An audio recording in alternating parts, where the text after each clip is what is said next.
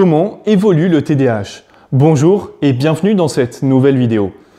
D'après une étude, environ 60% des personnes présentant un TDAH durant l'enfance présentent encore des symptômes du TDAH à l'âge adulte. Ce trouble va potentiellement être problématique, et ce à tout âge, que ce soit durant l'enfance, l'adolescence et même l'âge adulte. Le TDAH ne se manifeste pas seulement par des problèmes d'apprentissage durant l'enfance, il se manifeste également par plein d'autres petits problèmes qui vont être présents dans notre quotidien en tant que personne ayant un TDAH, que ce soit durant l'enfance, durant l'adolescence ou à l'âge adulte. Donc dans cette vidéo, nous allons voir comment évolue une personne qui a un TDAH de l'enfance en passant par l'adolescence jusqu'à l'âge adulte.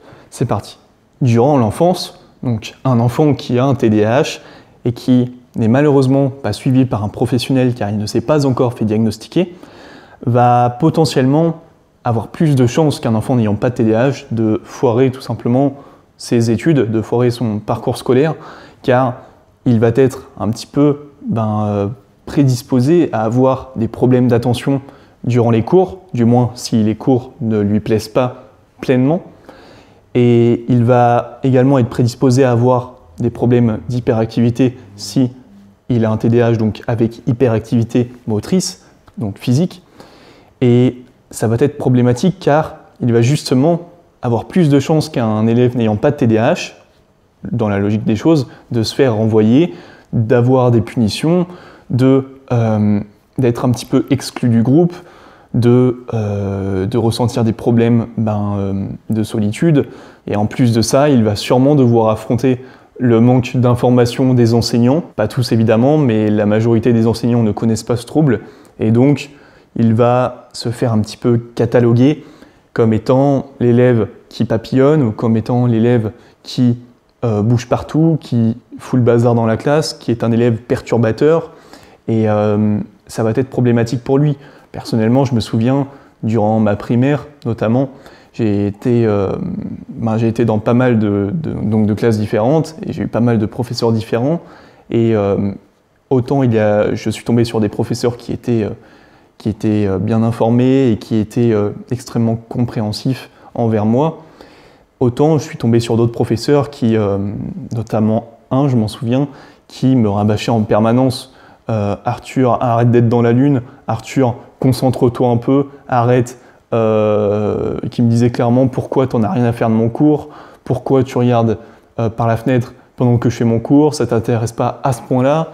Et forcément, les élèves qui étaient également très influençables par la professeure, eh bien, répétaient un petit peu la même chose et me disaient « Ouais, Arthur, arrête d'être dans la lune, concentre-toi un peu », même si c'était un petit peu pour rire, entre autres, parce qu'ils suivaient un petit peu ce que faisait la prof, mais personnellement, je le vivais assez mal, car personnellement, j'essayais en fait de me concentrer, mais il y avait toujours ce TDAH qui me rattrapait et qui faisait que, au bout de 2 minutes, où j'étais focalisé sur le tableau, eh bien, il y avait je ne sais quel truc qui passait dehors, et hop, j'allais me déconcentrer, j'allais regarder ce qui passait dehors, j'allais regarder la voiture qui passe, ou l'oiseau qui est en train de voler dehors, et je n'étais plus du tout dans le cours, et ce, involontairement. Et c'est vrai que durant ma scolarité, je n'étais tout simplement pas diagnostiqué, d'accord? Je ne savais pas que j'avais un TDAH, mes parents ne savaient pas que j'avais un TDAH, et du coup, on ne pouvait pas pallier à ce TDAH, on ne pouvait pas trouver de solution pour ce TDAH car on n'était pas au courant qu'il y avait un TDAH qui était présent. Donc, je vivais avec, sans savoir que j'en avais un, mais les symptômes et les problèmes qui étaient liés au TDAH, eux, étaient bien présents. Donc, j'ai continué durant ma scolarité comme ça, puis arrivé en 3e, mes professeurs ont pris la décision de me faire redoubler car mes notes étaient assez faibles, et donc ils ont pris la décision de me faire redoubler. Mes parents, évidemment, ont suivi cette décision, le problème étant que je n'étais absolument pas motivé pour redoubler, je n'étais absolument pas motivé pour apprendre davantage, sachant que, quelque part, les cours ne m'intéressaient pas du tout, et donc, comme les cours ne m'intéressaient pas, je n'arrivais pas du tout à me focaliser sur les cours, ce qui fait que ma seconde année de 3e a été tout aussi catastrophique que la première, voire même plus, sachant que je n'avais vraiment plus du tout la motivation en fait pour me mettre au travail, sachant que justement ce redoublement a été pour moi quelque chose de très négatif, car je n'ai pas eu cette étincelle qui a fait en sorte que justement je me mette à bosser, car je n'y arrivais pas tout simplement, je n'y arrivais absolument pas. Et le fait de voir mes camarades passer en classe supérieure m'avait tout simplement complètement démotivé à même essayer de me concentrer durant les cours. Et donc je ne faisais plus rien. Et d'où l'importance d'établir le diagnostic, de poser le diagnostic le plus tôt possible. Car plus on attend, plus quelque part les problèmes, eux, n'attendent pas. Les problèmes liés au TDAH n'attendent pas, ils sont bien présents. Et plus tôt on va faire le diagnostic du TDAH, plus tôt on va pouvoir trouver des solutions, on va pouvoir pallier à ce problème en quelque sorte, et on va pouvoir tout simplement éviter certains problèmes comme un parcours scolaire qui va être compliqué. Personnellement, je suis quasi certain que si j'aurais été diagnostiqué quelques années plus tôt, seulement quelques années plus tôt, eh bien mon parcours scolaire, du moins avant le lycée, aurait été bien meilleur, d'accord? Et j'aurais également évité pas mal de problèmes. Donc, après, au niveau du lycée, personnellement, c'était plutôt positif. Mais bon, parlons pas de moi, on se recentre sur le sujet principal. Donc, durant l'adolescence, eh bien, l'individu qui a un TDAH va avoir sûrement un certain manque d'estime de soi. Du moins, encore une fois, du moins s'il n'a pas été pris en compte, s'il n'a pas été diagnostiqué TDAH. Eh bien, s'il ne sait pas qu'il a un TDAH, donc il va potentiellement avoir un certain manque d'estime de soi, de confiance en soi, qui va être tout simplement dû aux remarques qu'il a pu recevoir dans le passé, durant son parcours pré-lycée, et également à ses échecs, à la succession d'échecs qu'il a pu rencontrer, encore une fois, sur le plan scolaire dans le passé. Et tout ça, ça va avoir des conséquences sur son estime de soi, sa confiance en soi. S'il apprécie les cours, si les cours c'est quelque chose qui lui plaît, d'accord? Si il montre un réel intérêt pour apprendre ses cours, etc., eh bien, il ne va avoir aucun problème à foncer et à tout déchirer, d'accord? Il peut très bien avoir un super dossier à la fin du lycée, ça, il n'y a aucun problème, mais uniquement si ce qu'il fait l'intéresse réellement et lui procure du plaisir dans l'immédiat, d'accord? Enfin, du moins à court terme, s'il aime faire ce qu'il fait, tout simplement. En revanche, s'il n'aime pas les cours, eh bien là, ça va être beaucoup plus compliqué, car ça va être tout l'inverse. Il ne va pas s'investir du tout et il ne va pas arriver en fait à suivre les cours, à réellement se concentrer et être attentif durant les cours. Il va très vite décrocher, il va être extrêmement distractible et rien va pouvoir le perturber, ce qui fait qu'il ne va pas du tout pouvoir se concentrer en cours. Et ça va se faire ressentir dans son dossier, dans ses notes, d'accord?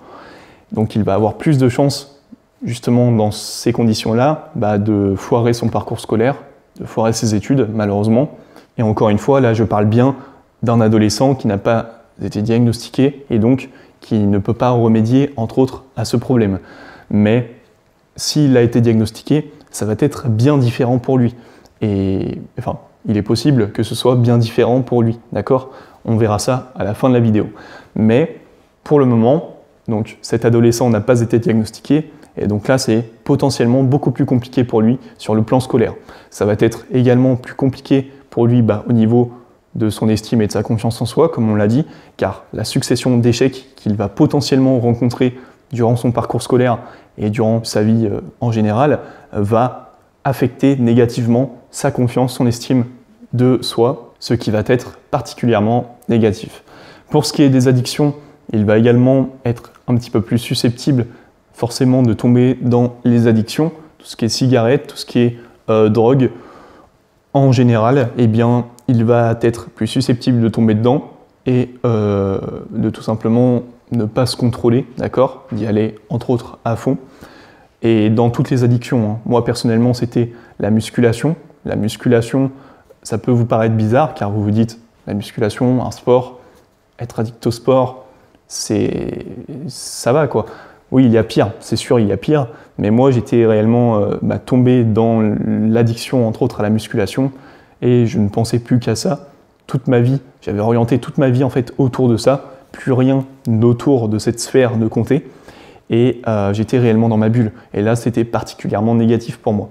Même si, quelque part, ça m'a permis de surmonter d'autres épreuves que j'avais à côté. Bref, pour revenir aux drogues et aux addictions aux drogues, eh bien, si l'adolescent tombe dans, par exemple, une addiction au cannabis, eh bien, potentiellement, il va avoir tous les symptômes du TDAH qui vont être accentués, d'accord, qui vont être amplifiés, comme l'impulsivité, par exemple. Et voilà, donc, si cet adolescent n'est pas diagnostiqué, eh bien, l'adolescent va être livré à lui-même avec son trouble, et ça va faire que ces symptômes vont être bien présents et vont lui poser certains problèmes, d'accord, qui ne sont pas négligeables, comme on a pu le voir.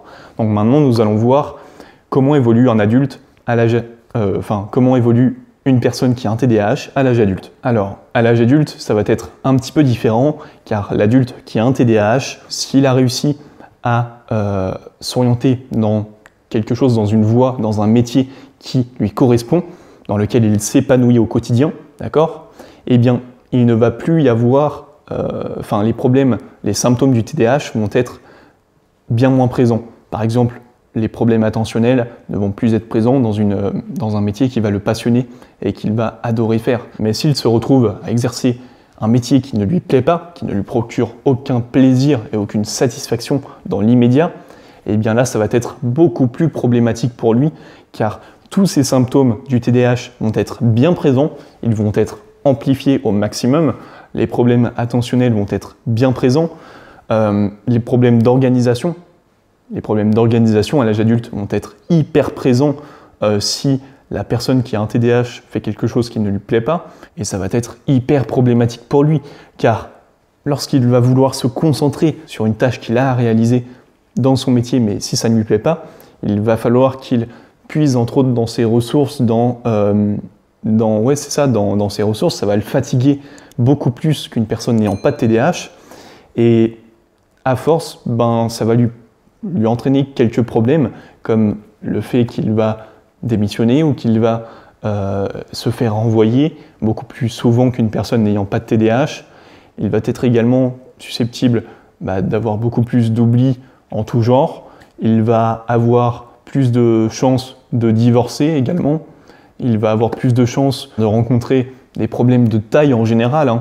La procrastination également va être bien présente dans son quotidien. Il va également y avoir des problèmes d'ordre financier, tout simplement parce que s'il n'est pas suivi, s'il n'a pas été diagnostiqué TDAH, eh bien, il va avoir beaucoup plus de mal à tenir ses comptes et à gérer son budget, à gérer ses dépenses, etc. Et il va également avoir des problèmes d'ordre psychologique, potentiellement, notamment l'anxiété, la dépression également. Et donc voilà, en revanche, encore une fois, là je parle bien d'une personne qui a un TDAH, qui n'est pas suivi, d'accord, qui n'a pas été diagnostiqué TDAH officiellement et qui ne sait pas qu'elle a un TDAH. En revanche, pour une personne qui est au courant qu'elle a un TDAH, qui est suivie par un professionnel de santé, eh bien, cette personne peut faire un travail sur elle-même, peut pallier à ces symptômes du TDAH, dans une certaine mesure, peut pallier à ces symptômes, et en mettant en place des choses qui vont lui permettre de tout simplement pallier à ces symptômes. Et à ce moment-là, eh bien, c'est beaucoup moins problématique pour cette personne, et tous les problèmes que l'on a vus précédemment qui sont liés au TDAH, eh bien, ne vont pas disparaître, mais vont être beaucoup moins présents. On va dire qu'il y a au moins 90% de ces problèmes qui vont être évités, d'accord ? Et donc voilà pourquoi est-ce qu'il est essentiel de se faire diagnostiquer le plus tôt possible, car en se faisant diagnostiquer le plus tôt possible, on peut éviter une bonne partie de ces problèmes, d'accord ? Donc voilà, j'espère que cette vidéo a pu vous être utile. Si elle vous a plu, abonnez-vous à cette chaîne YouTube si ce n'est pas encore fait. Laissez un like sous la vidéo, partagez-la au maximum. Et je vous ai mis une seconde vidéo en lien dans la description qui va vous mener vers une autre vidéo que j'ai tournée il y a quelques temps, qui va vous permettre de transformer vos idées en réels projets concrets, d'accord ? C'est moi qui vous donne des conseils dans cette vidéo pour vaincre la procrastination et pour aller au bout de vos projets. Donc si ça vous intéresse, foncez voir cette vidéo. On se retrouve derrière, je vous dis à très vite, c'était Arthur, ciao.